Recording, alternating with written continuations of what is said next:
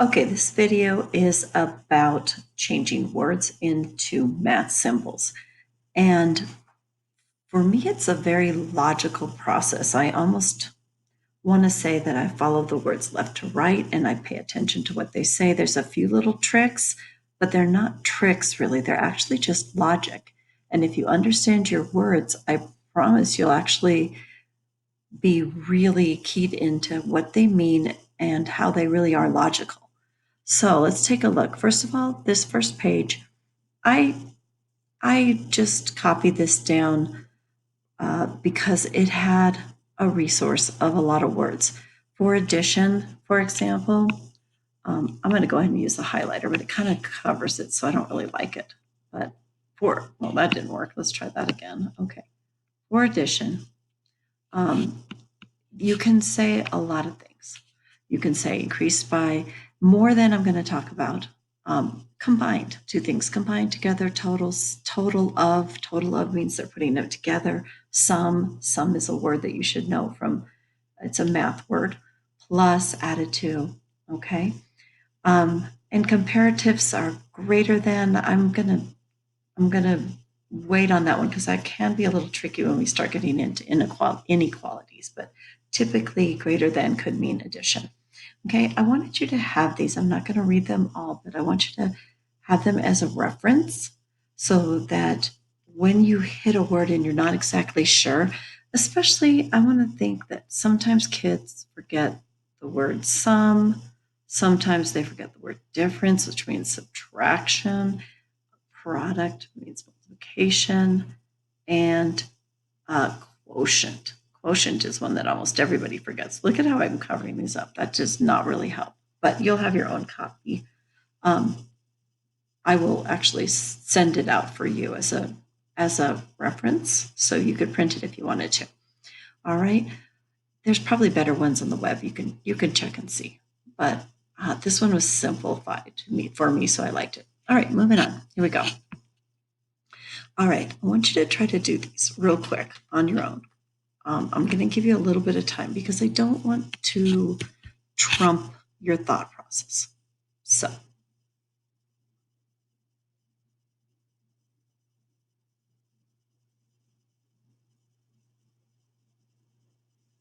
if you're wondering what I'm doing, I'm giving you like a minute to do these, okay?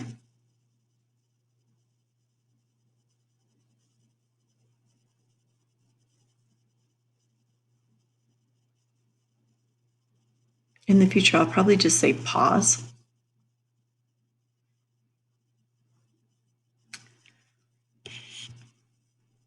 All right. So let's start. When you read these, I literally read them from left to right, and you first hit 7. We all read from left to right, of course. But I first hit 7. Well, 7 is great. I know that's a number, right? And then you hit more than. More than. Okay? More than is addition. But it says 7 more than 10. If I had $20 and I said you have 10 more than 20, it means you start with 20 and then add 10. You don't start with 10 and then add 20. It's a language thing.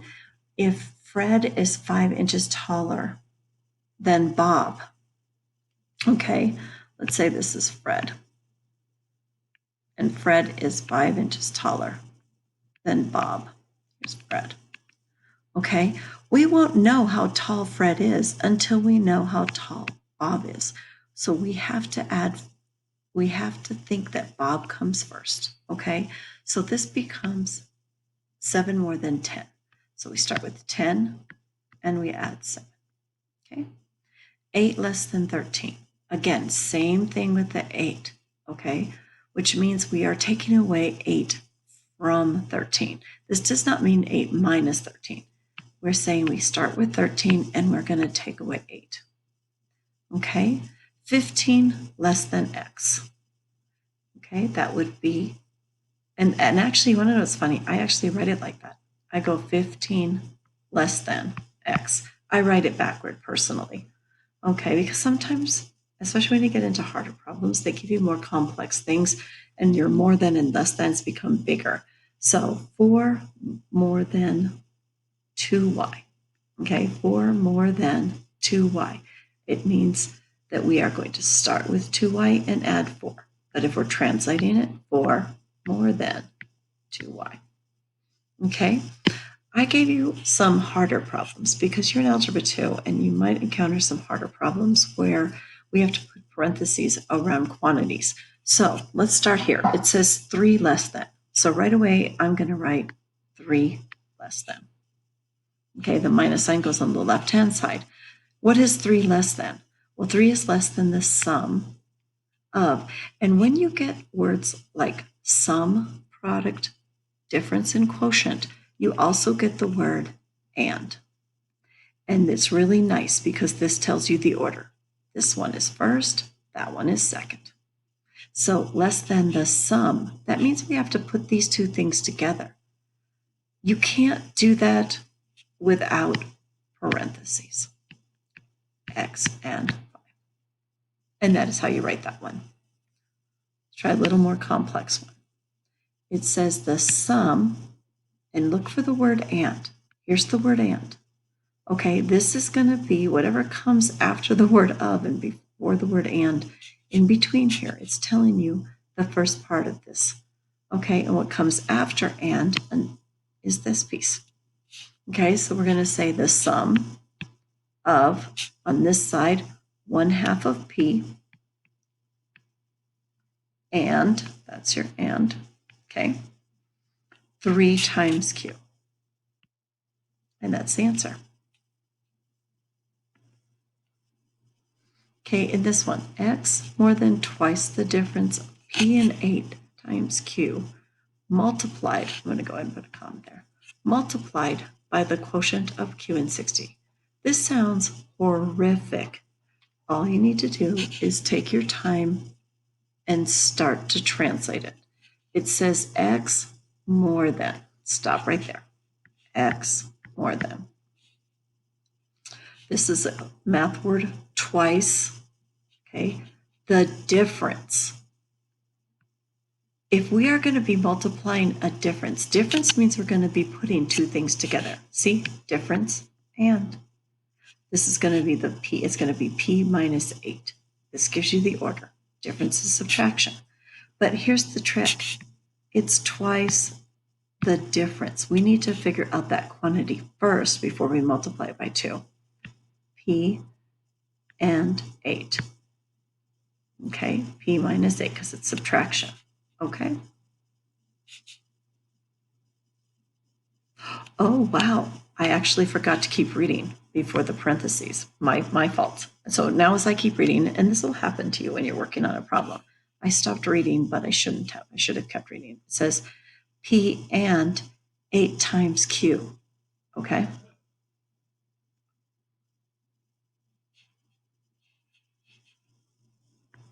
We're going to add that Q right there. The comma is the thing that triggers you. And then it says multiplied by the quotient of Q and 60. I don't like this problem. But if you had to do that, multiplied, the whole thing is multiplied by the quotient, that means division. The word and means Q and 60. And that's how you would multiply it. And that is crazy.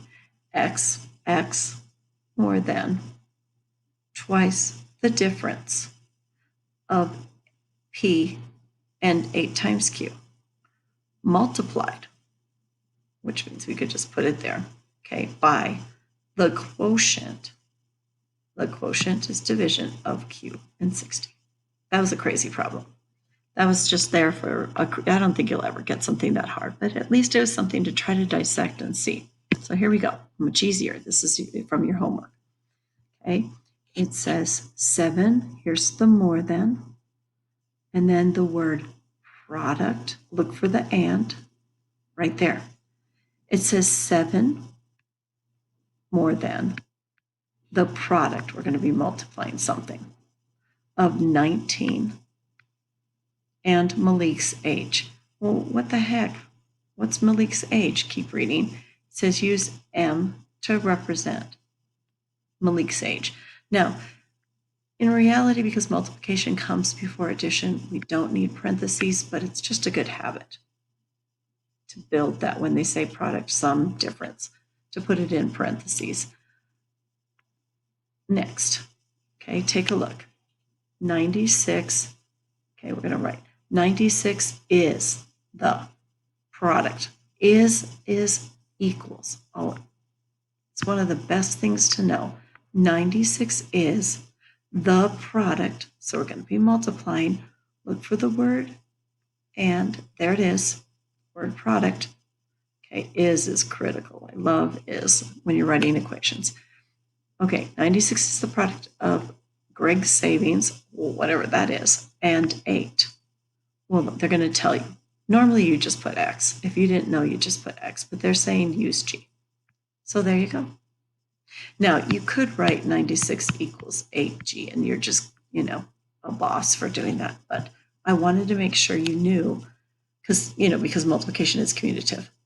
This is a prettier equation by far, but this is the way you translate it, and you won't go wrong. Okay, next. A gym has yoga classes. Each class has 11 students. Sometimes it's nice to organize yourself. You're like, each class equals 11 students. Okay, and then there are C classes. C equals the number. They said when they don't put something between there, it means number. Like they're saying there's C classes, there's H horses, there's B bikes. It means the number of whatever that is. And in this case, classes. It says write. Here's your verb if you're looking for. What are you going to write? An equation. What to do? Represent the total number of students taking yoga. So we want to know what the total number of students is. Okay. Well, the total number is going to be the number of classes times the number of people, the number of students, because that's what we need to find out, how many classes, students. So the total is going to, of number of students, S. So now we have S students taking class, right? Okay, so what is the total going to be? It is the number of classes times 11, right? So 11 C equals S. And we knew that because it said total number of students S. Whenever they say that too, when they say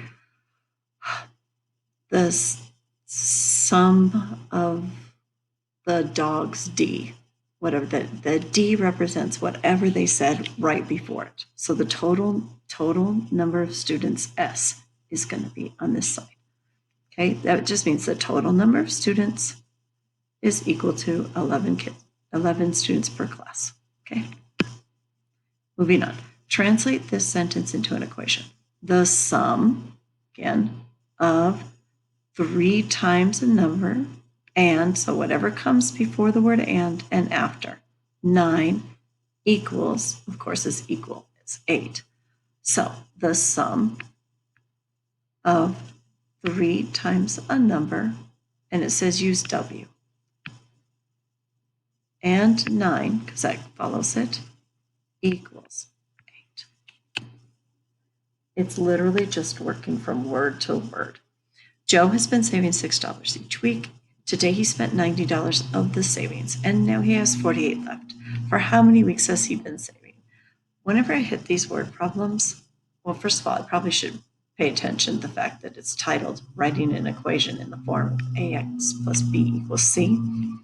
Whenever I hit these, I feel like they just sound like gobbledygook, like blah, blah, blah, blah, blah, and I don't know what they're saying. So I usually have to read it at least a couple times in order to orient myself to the problem. Okay, so we know he's saving money. We know he spent some money, and now he has $48 left, right? Okay, so it says write an equation that could be used to answer the question above. First, choose the appropriate form. Then fill in the blanks with the numbers 60, 90, and 48. Let W represent the number of weeks. Okay, Sometimes when they give you structures like this, it helps, and sometimes it might be a little tough. Okay.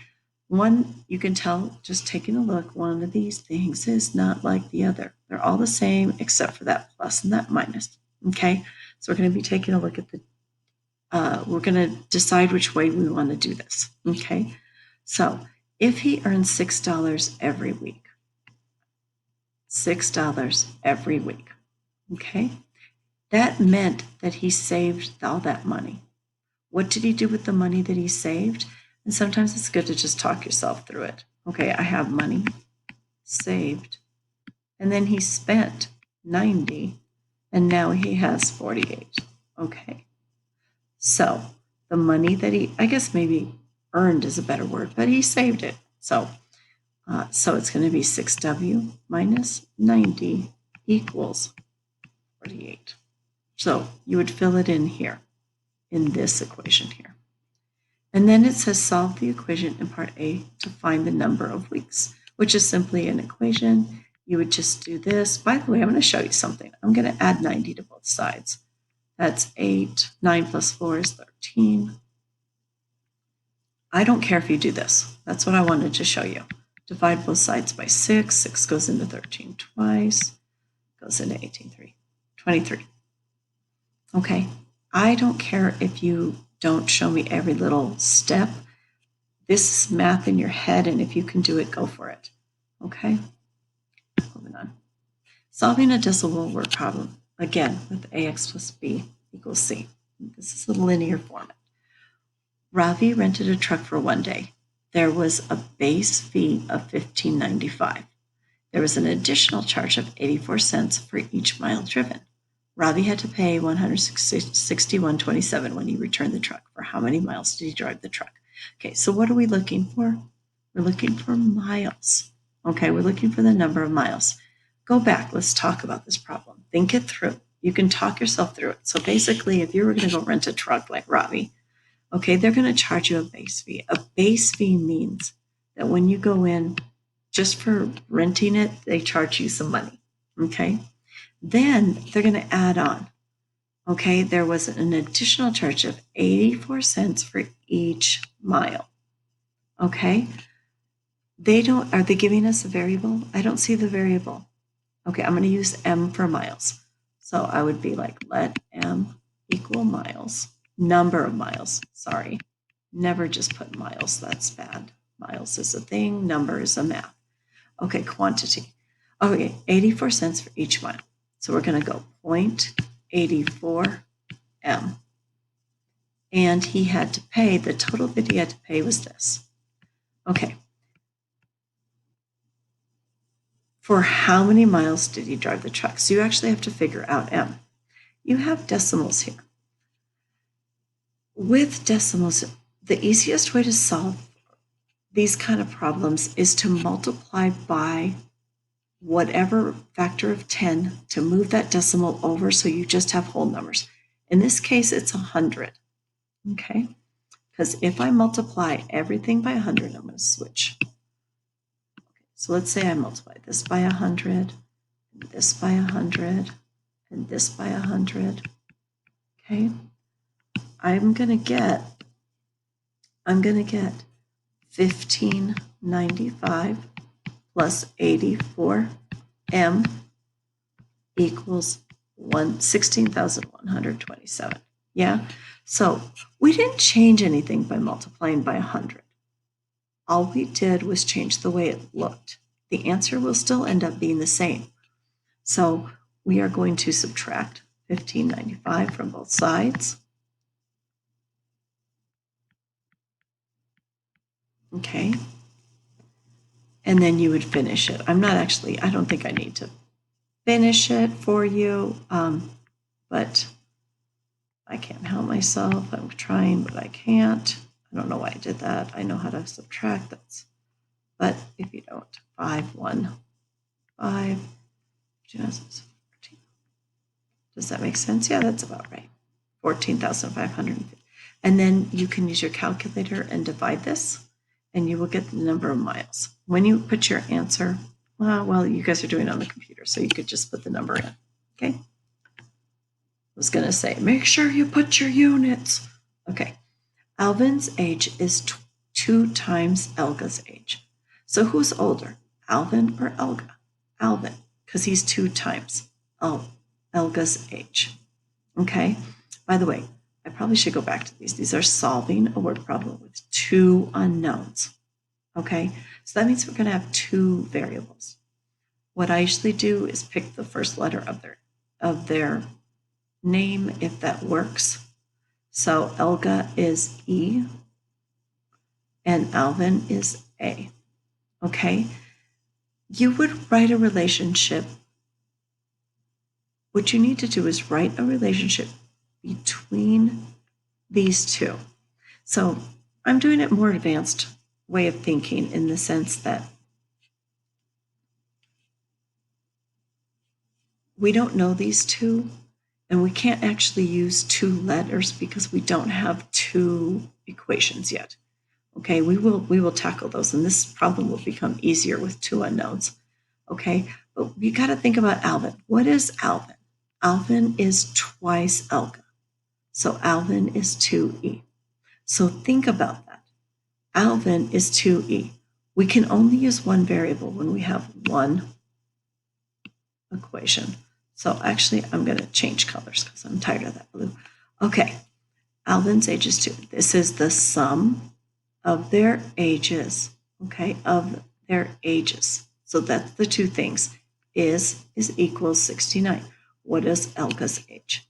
Okay, well, the sum of what is Alvin's age? We don't put A because we don't have it, but we put what we figured it out to be, which is 2e. So if you want, sometimes I have kids write this. Alvin plus Elga sometimes helps people organize their thinking. Alvin is 2e, Elga is e, and together they equal 69. So you get 3e equals 69. E is equal to 23. So that means Elga is 23. Oh, that's all they wanted was Elga. If they had asked you Alvin, you would have said Alvin is twice her age, 46. Okay. Okay, last one. Writing an equation to represent a real world problem, variable on both sides. Okay. So let's start. Gina will choose between 2 restaurants to purchase pizzas for her party. This is kind of relevant because, man, a lot of times you're going to be comparing things if you really are trying to entertain or do something like that. The first restaurant charges a delivery fee, $4 for the entire purchase and $10 per pizza. Okay, the second restaurant has no delivery fee and charges $12 per pizza. So let's take a look at just thinking that through. I typically always just think things through first because it's the way I go about it. So the first restaurant charges a delivery of $4. So it's going to be $4 and then $10 per pizza. And I'm going to use P for pizza. Okay, that's the first restaurant. The second restaurant charges no delivery fee and $12 per pizza. Okay. Oh, it says let X be the number of pizzas. Well, whatever. I can do that. Let me erase that. I will make it X. Although I like P better. I can live with X. Okay. For each restaurant, write an expression for the total charge of purchasing pizza with delivery. So I basically wrote that. I don't always think, I guess, you guys are probably more used to Alex than I am. But that would be this one, and that would be this one. Okay. I tend to think about it before I read what they want to do, just because I need to organize my own thinking. Write an equation to show when the total charges with delivery will be the same for each restaurant. Okay, here's your trick. It says would be the same. Would be the same, right here. That is equals. What are we looking for? We're looking for when the first restaurant equals the second restaurant. Okay, I hope that helped. And if you need more help, you can always message me.